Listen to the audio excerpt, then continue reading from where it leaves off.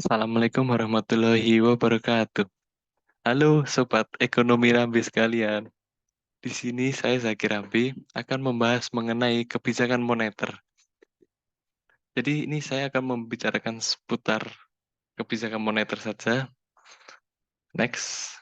Nah, topik-topik yang saya akan bahas itu adalah pengertian, tujuan, instrumen kebijakan, kebijakan moneter, pasar modal, dan kesimpulan.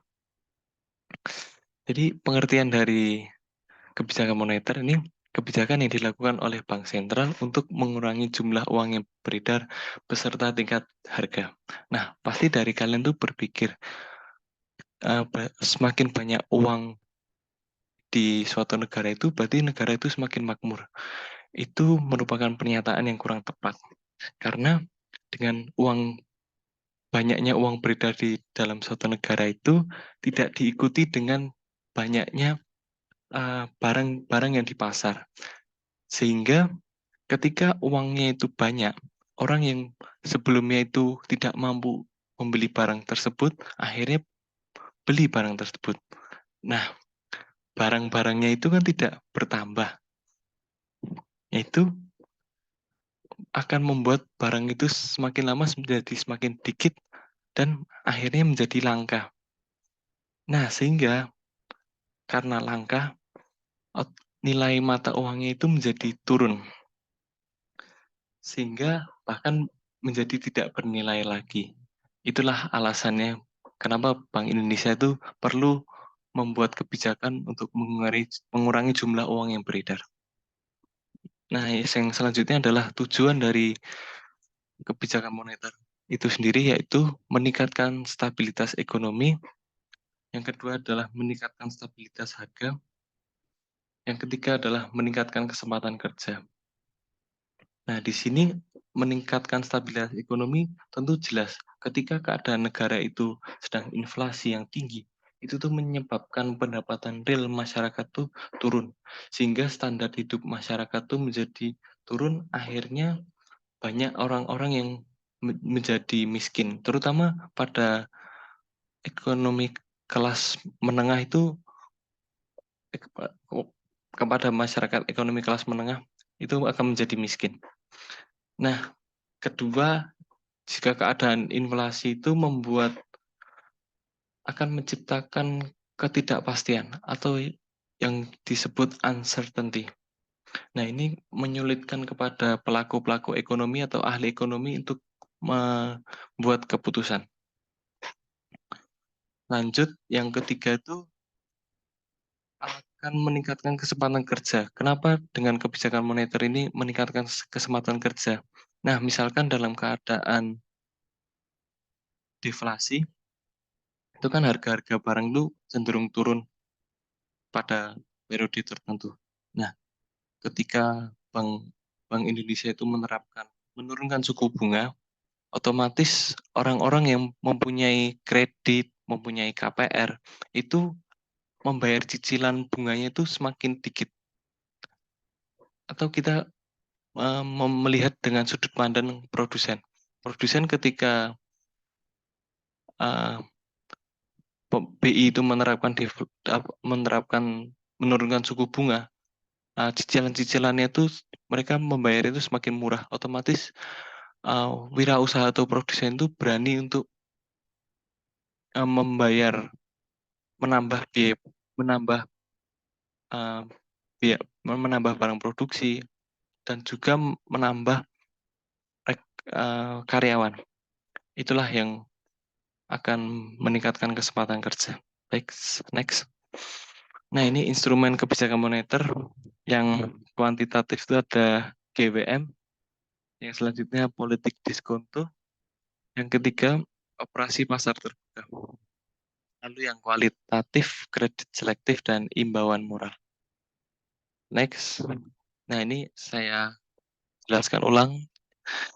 Inflasi, pengertian inflasi dan deflasi. Inflasi itu adalah kenaikan harga barang dan jasa secara umum dan terus-menerus dalam jangka waktu tertentu. Nah, jadi ada indikator kelompok atau kelompok yang bisa dikaitkan dengan inflasi. Kelompok ini itu yaitu ada kelompok makanan, minuman, dan tembakau. Yang selanjutnya kelompok pakaian dan alas kaki. Selanjutnya kelompok perumahan, air listrik, dan bahan bakar rumah tangga. Kelompok perlengkapan, peralatan, dan pemeliharaan rutin rumah tangga. Selanjutnya kelompok kesehatan, transportasi, informasi komunikasi dan jasa keuangan, rekreasi, olahraga, dan budaya, pendidikan, penyediaan makanan dan minuman, restoran, perawatan pribadi. Ini deflasi itu kebalikannya dari inflasi. Deflasi merupakan fenomena penurunan harga yang ada di dalam sebuah negara. Kalian pasti juga mikir, kalau penurunan sebuah harga, itu kan menguntungkan dong buat kita sebagai konsumen. Kita beli lebih murah daripada harga sebelumnya. Nah, itu benar dari sisi konsumen. Cuman kalau kita dalam sudut pandang produsen, tentu kalau kita harus menurunkan harga jual yang normal yang sebelumnya, produsen nggak mau rugi. Makanya dengan deflasi ini bagi konsumen itu menguntungkan, tapi bagi produsen itu justru malah tidak, karena mereka akhirnya menjual harga di bawah pasar. Nah, ini kebijakan moneter instrumennya. Ini ada hafalan cepatnya ya guys, yaitu najunake to bitolong. Nanya itu naikkan suku bunga, junya itu jual surat berharga, nanya itu naikkan cadangan kas, kenya itu ketatkan syarat kredit. Untuk ini merupakan kebijakan kontraktif untuk mengatasi inflasi. Yang selanjutnya kebijakan ekspansif untuk mengatasi deflasi, yaitu tu-nya itu turunkan suku bunga, B-nya itu beli surat berharga, tu-nya turunkan cadangan kas, lo-nya itu longgarkan syarat kredit. Nah, ini dalam mengatasi inflasi, menaikkan suku bunga. Nah, jadi kan inflasi kan kenaikan suatu harga dan barang dan jasa. Di dalam suatu masyarakat itu jumlah uang beredarnya itu banyak. Dengan Bank Indonesia menaikkan suku bunga, akhirnya saya mengambil salah satu contoh aja, pengusaha pengusaha yang mempunyai cicilan KPR, mempunyai cicilan kredit motor, dan lain-lain. Ketika suku bunganya dinaikkan, otomatis mereka membayar bunga yang lebih mahal. Nah, otomatis kan pengusaha itu mengeluarkan jumlah uang lebih besar daripada sebelumnya, daripada Bank Indonesia sebelum menerapkan kebijakan ini. Jadi langkah Bank Indonesia menaikkan suku bunga itu untuk mengurangi jumlah uang beredar yang ada di masyarakat. Yang selanjutnya, jual surat berharga. Ini kalau jual surat berharga itu biasanya Bank Indonesia itu mengeluarkan SBI, surat berharga Indonesia. Kalau di pemerintah itu SUN, surat utang negara. Nah, jadi bank bank bank mengeluarkan surat berharga ini untuk masyarakat membeli surat berharga itu, jadi seperti surat utang yang nanti bank itu akan membalas jasanya itu dengan biasanya deposito. Ya. Terus yang selanjutnya adalah menaikkan cadangan kas. Ini kebijakan Bank Indonesia menerapkan menaikkan cadangan kas untuk bank-bank konvensional dan bank-bank syariah dan lain-lain untuk menaikkan cadangan kas.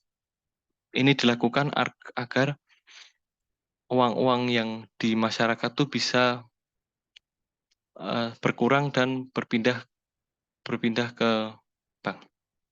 Yang selanjutnya adalah ketatkan syarat kredit atau tight money policy.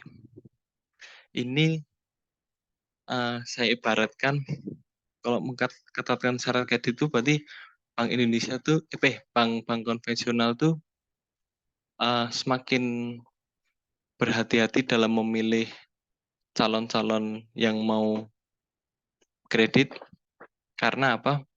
Ketika masyarakat itu mau kredit tapi syarat-syaratnya itu mudah, tentu itu akan meningkatkan jumlah uang beredar di masyarakat itu semakin banyak. Karena kemampuan masyarakat itu kurang kredibel. Jadi dengan mengetatkan syarat kredit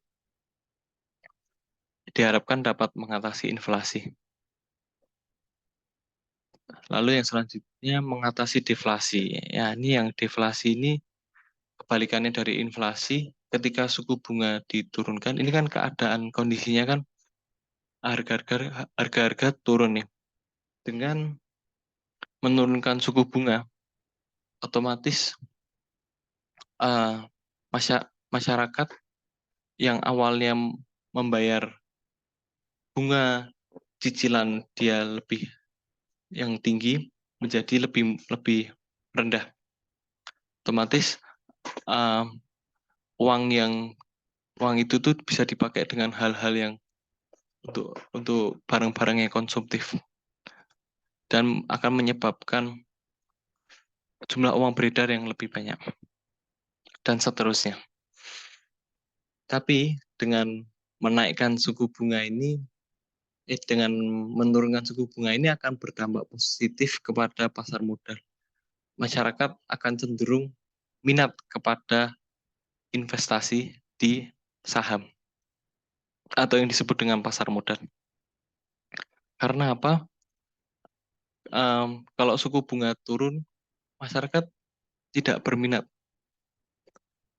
Uh, yang sebelumnya bank bank konvensional itu menawarkan deposito misalkan 3% per tahun, ketika diturunkan, otomatis masyarakat cenderung tidak berminat. Dan sebaliknya, ketika mas, uh, bank, bank Indonesia menaikkan suku bunga, itu akan berdampak kepada pasar modal, yaitu masyarakat cenderung tidak berminat investasi di pasar modal karena suku bunga yang ditawarkan oleh Bank Indonesia itu lebih menggiurkan ketimbang di pasar modal.